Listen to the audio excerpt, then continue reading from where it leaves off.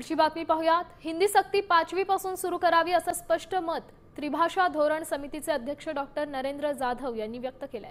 त्रिभाषा धोरणाला राज्यातून विरोधच आहे, त्यामुळे शासनाच्या धोरणानुसारच पहिलीपासून हिंदी विषयाची गरज नाही। शालेय विद्यार्थ्यांना तिन्ही भाषा सक्तीच्या केल्या तर एक ना धड भाराभर चिंध्या अशी अवस्था होईल असं ते म्हणाले।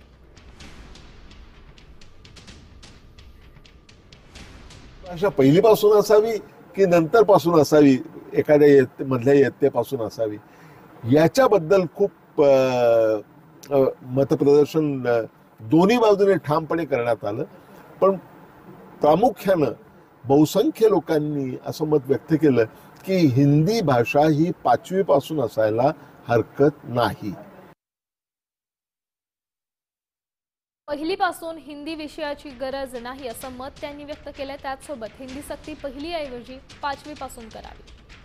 त्यानंतर राज्यातल्या 8 विभागात सर्वेक्षण व्हावं। अहवाल 42 कोटी बालकांचं भविष्य घडवणार। पुढील 20 वर्ष अहवाल चालेल।